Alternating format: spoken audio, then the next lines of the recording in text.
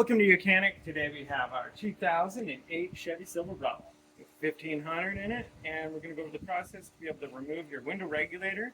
The whole regulator and the motor is all one unit to remove out of here, so that if you need to replace it. A lot of times what happens is there's little plastic wheels on the top of this regulator, the way this is designed, and they can break, or the cable itself will break, and you'll hear a bit of crackling noise in your door when the window's going up and down.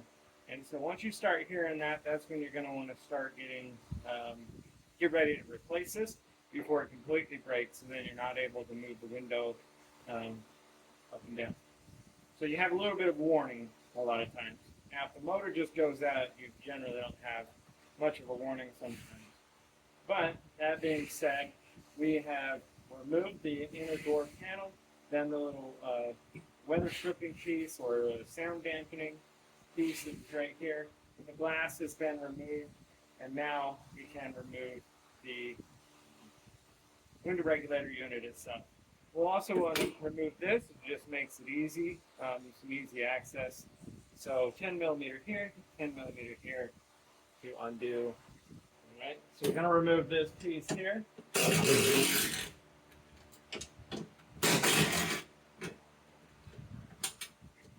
Two bolts to remove that, and now being able to have a little tab here to hold it in, so we just raise it up, and then we're able to remove that and set that aside. This is part of our window regulator unit. We'll leave that the way it is. We have one bolt right here, which helps hold on the motor as well as to the regulator. And then we have a nut down here at the bottom to remove. The nut on this side. So the two 10 millimeter nuts down here. This top one, we can remove it completely or just leave it on a little bit.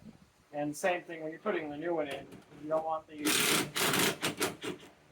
you won't want them completely removed, because they're there so that you have something to set it on as you line up the rest of the components.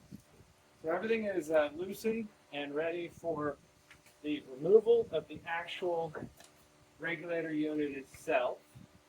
And so being able to push the bottom back into the door cavity, and now we can pick up the top and push the bolt back through there. And now it kind of closes like an accordion a little bit, and being able to, it's always better to unhook the electric. We do that.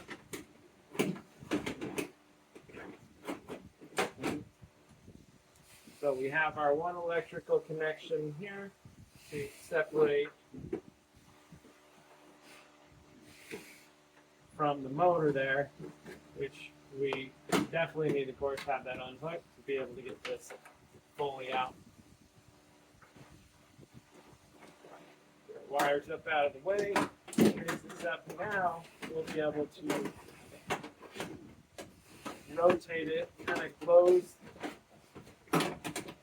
it like an accordion a little bit, and being able to maneuver this out of the door cavity hole for the replacement of a whole new regulator unit, or just the motor if that's all you want to do.